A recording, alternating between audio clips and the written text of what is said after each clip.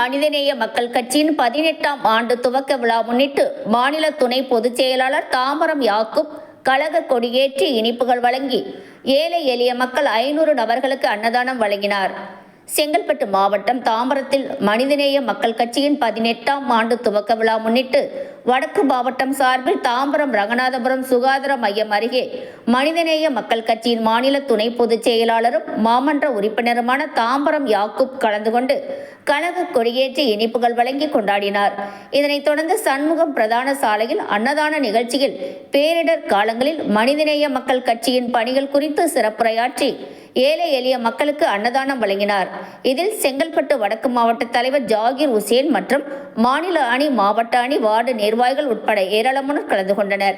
பின்னர் செய்தியாளர்களை சந்தித்த மாநில துணை பொதுச் செயலாளர் தாம்பரம் யாக்கூப் பேசுகையில், தேர்தல் அரசியலுக்கு மட்டுமல்லாமல் சேவை நோக்கத்துடன் இந்த கட்சி துவங்கப்பட்டது எனவும், பேரிடர் காலங்களிலான வர்தா புயல், வெள்ளப்பெருக்கு காலங்களில் பல்வேறு கட்ட உதவிகளை செய்து வருகிறது.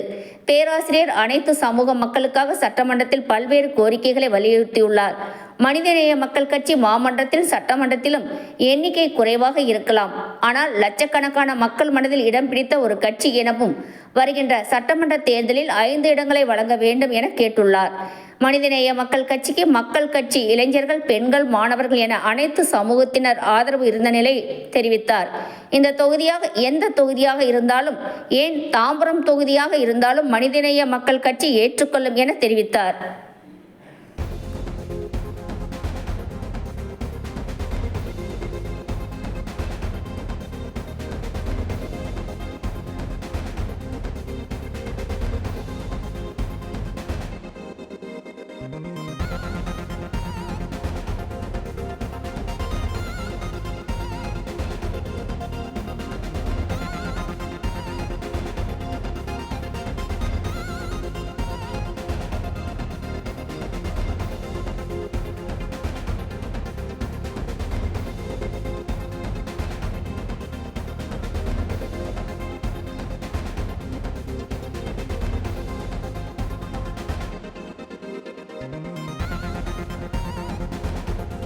மனிதநேய மக்கள் கட்சி சார்பாக பிப்ரவரி 7 இன்று துவக்கப்பட்ட நாளாக இருக்கின்றது. இந்த நாளில்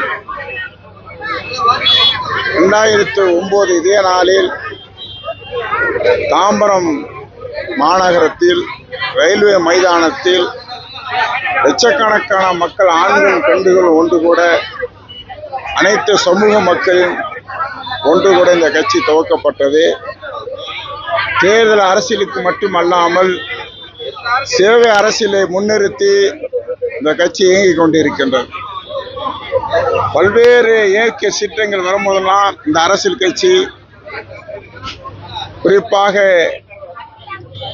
வெள்ளப்பெருக்கு, 2015 வெள்ளப்பெருக்கு, அதுக்கு பிறகு கஜா புயல், தொடர்ச்சியாக வெள்ளப்பெருக்கு தாம்பரம் மாநகரத்தில், தொடர்ச்சியாக எங்களுடைய அமைப்பின் சார்பாக, கட்சியின் சார்பாக பல்வேறு கட்ட உதவிகளை செய்து வருகின்றோம்.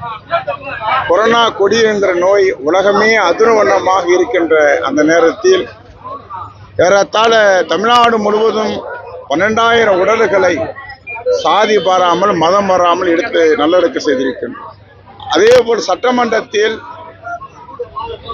எங்களுடைய சட்டமன்ற குழு தலைவராக எங்களுடைய தலைவர் பேராசிரியர் ஜவஹர்லா அவருடைய தலைமையில் முதல் சட்டமன்ற கூட்டத்தில் அனைத்து சமூக மக்களுக்கும், அனைத்து மக்களுடைய இடஒதுக்கீடாக இருந்தாலும், சிறுபான்மை மக்களுடைய இடஒதுக்கீடாக இருந்தாலும், அனைத்து சமூக மக்களுக்கும் நின்று போராடி வாதாடி பல்வேறு கோரிக்கைகளை சட்டமன்றத்தில் முன்வைத்திருக்கின்றார். அதேபோல் இந்த சட்டமன்ற தொடரில் எங்களுடைய தலைவர் பேராசிரியர் அவர்கள் பல்வேறு காலகட்டத்திலும் அந்த மக்களுக்கு, அனைத்து சமூக மக்களுக்கு பாபநாசம் தொகுதி உள்பட, சுவாமிமலைக்கு லிப்ட் வாங்கினது உள்பட பல்வேறு பிரச்சனைகளை முன்னிறுத்தி கோரிக்கை வைத்து போராடி இருக்கின்றார். சட்டமன்றத்தில் பேசியிருக்கின்றார், வெளியிலே போராடி கொண்டிருக்கின்றார்.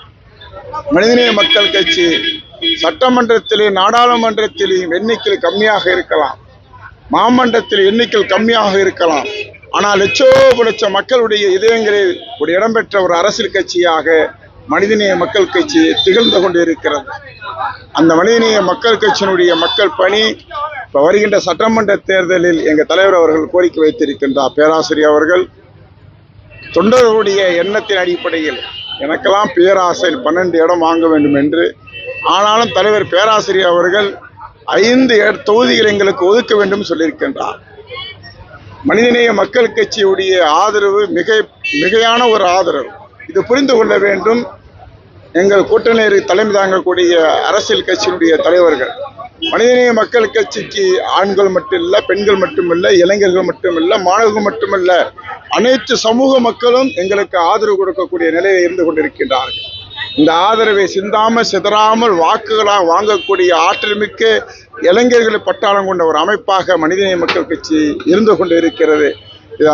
இதை அறிந்து எங்களுடைய தலைவர்கள் கோரிக்கை 5 இடங்களை மனிதநேய மக்கள் கட்சிக்கு ஒதுக்கி தர வேண்டும். இது எந்த தொகுதியாக இருந்தாலும், நான் நின்று கொண்டு பேசிக்கொண்ட தொகுதியாக இருந்தாலும் மனிதநேய மக்கள் கட்சி முன்னின்று ஏற்றுக்கொள்ளும். நிச்சயம் 5 தொகுதி பெறுவீங்களா? அப்படி வாய்ப்பு இல்லைன்னா என்ன பண்ணுவீங்க அடுத்த கட்டத்துல? எங்க தலைவருடைய முடிவு தான் எங்கள் முடிவு. நீங்க பகுதியில் பல்வேறு போராட்டங்கள், மக்கள் பிரச்சனைகளை குறித்து முன்னெச்சரி எல்லாரும் சொல்றீங்க. நீங்க சட்டமன்றத்தில் நிற்கிறதுக்கு வாய்ப்பு இருக்கா? அது இந்த தொகுதியில் எங்க கட்சியில யார் நிற்க வேண்டும், நிற்க கூடாது என்று எங்க தலைவர் பேராசிரியர் முடிவெடுப்பார்.